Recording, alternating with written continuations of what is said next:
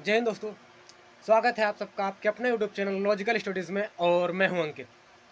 आज मैं बहुत दिन बाद लाइव आया हूं। इसका आने का एक रीज़न ये भी है कि अभी हमारा कल मतलब 26 सितंबर को डीयू का पॉलिटिकल साइंस एमए का एंट्रेंस एग्ज़ाम था।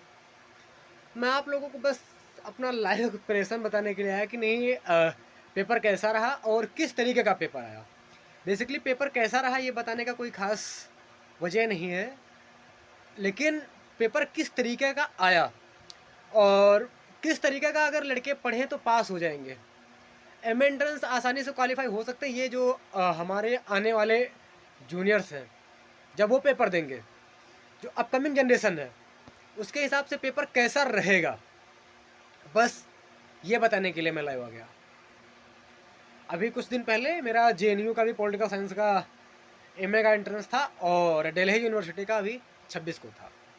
अगर दोनों एंट्रेंसेस में अगर कोई कंपैरिजन करने को कह दे तो मैं कहूँगा कि दोनों एंट्रेंस में कोई तुलना नहीं की जा सकती। तुलना क्यों नहीं की जा सकती, इसका सबसे बड़ा रीज़न ये है कि जेएनयू का जो एमए पॉलिटिकल का एंट्रेंस होता है वो टोटल इंग्लिश में होता है और दिल्ली यूनिवर्सिटी का जो एंट्रेंस होता है वो बाइलिंगुअल होता है। तो आप समझ सकते हैं कि कंपैरिजन क्यों नहीं हो सकता। और दूसरा, क्वेश्चन का लेवल भी बहुत चेंज रहता है। जो जेएनयू में क्वेश्चंस आते हैं वो काफ़ी हाई लेवल के क्वेश्चन रहते हैं, बहुत टफ क्वेश्चंस रहते हैं। और जो डीयू में आते वो इतने ज़्यादा टफ नहीं होते। दोनों जगह का एंट्रेंस एक ही एजेंसी ऑर्गेनाइज करती है, governing body NTA, national testing agency. और वही जेएनयू का पेपर थ्रू आउट इंग्लिश में बनाती है, वही डीयू का एंट्रेंस बाइलिंगुअल बनाती है। अब मैं बात करूँगा पेपर किस तरीके का था।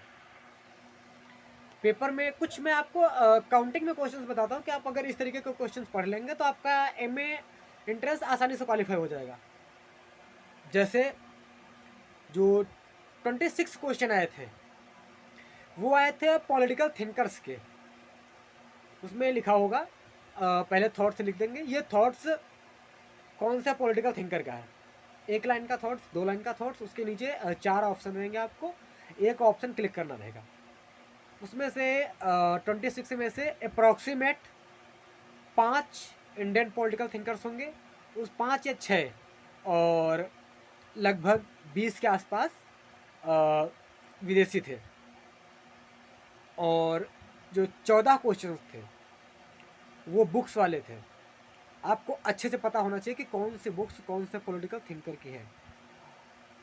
14 और 26 ये मिला के हो गए टोटल क्वेश्चन 40। एक क्वेश्चन होता है 4 नंबर का।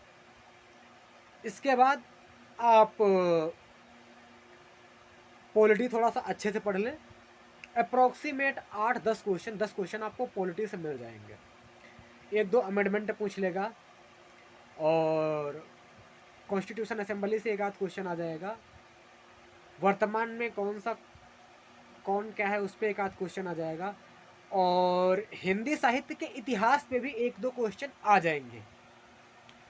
तो आप मान के चलो कि 10 से 15 क्वेश्चन, ये 55 क्वेश्चन। बस मैं यही तक बात करूँगा, पहले आगे की बात थोड़ा सा रुक के करूँगा। 55 क्वेश्चन अगर हम कर लेते हैं तो हमारा जो पेपर हो जाता है 220 नंबर का। मैं गारंटी दे सकता हूँ कि अगर 220 नंबर का आप पेपर कर देते हैं तो आप पास हो जाएंगे। खास करके जनरल कैटेगरी अगर छोड़ दिया जाए, ओबीसी, एससी, एसटी, ये तो आराम से क्वालिफाई हो जाएंगे। इसके बाद अब बात करते हैं जनरल कैटेगरी वालों के लिए क्या करना होगा। तो जनरल कैटेगरी वाले भी अगर 65 के आसपास पेपर करके आ जाते हैं तो आराम से वो भी पास हो जाते हैं और उनको भी अच्छा कॉलेज मिल जाता है। और आप चाहे डीयू का एंट्रेंस दें या जेएनयू का दें, दोनों में एक चीज़ कॉमन है। वो कॉमन क्या है, कि बुक्स और पॉलिटिकल थिंकर्स और उनके थॉट्स, ये कॉमन है।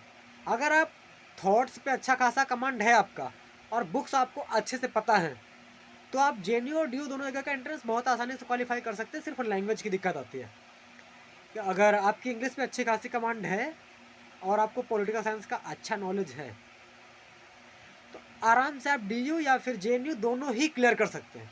लेकिन आपको पॉलिटिकल साइंस का अच्छा नॉलेज है और आपकी इंग्लिश पे कमांड अच्छी नहीं है तो मैं गारंटी दे सकता हूँ आप JNU का एंट्रेंस क्वालिफाई कर ही नहीं सकते। DU का बहुत आसानी से हो जाएगा। और मैं बिल्कुल क्लियर कर दूं, JNU का एंट्रेंस सिर्फ और सिर्फ इंग्लिश में ही होता है और DU का बाइलिंगुअल होता है। DU का एंट्रेंस LLB का सिर्फ इंग्लिश में होता है, बाकी सारे बाइलिंगुअल्स ही होते हैं। बस यही बताने के लिए आया था। इन दिनों मेरी थोड़ा व्यस्तता ज़्यादा है, मैं थोड़ा ज़्यादा बिजी चल रहा हूँ, कुछ मेरी भी एकेडमिक्स इश्यू है इसी वजह से। तो मैं बहुत जल्दी कंटिन्यूटी बना लूँगा और फिर से कंटिन्यू आपको वीडियो डेली प्रोवाइड होते रहेंगे। अब इसी के साथ ही मैं विदा लेता हूँ, अगली वीडियो में आपको मिलता हूँ, तब तक के लिए जय हिंद। मैं जाते जाते आप सबसे बस इतना ही कहूँगा कि अगर आपको हमारा ये वीडियो अच्छा लगा हो तो आप हमारे इस चैनल को लाइक करें, सब्सक्राइब करें और हमारे वीडियो को ज़्यादा से ज़्यादा लोगों तक पहुँचाएं, जिससे ज़्यादा से ज़्यादा लोगों का भला हो।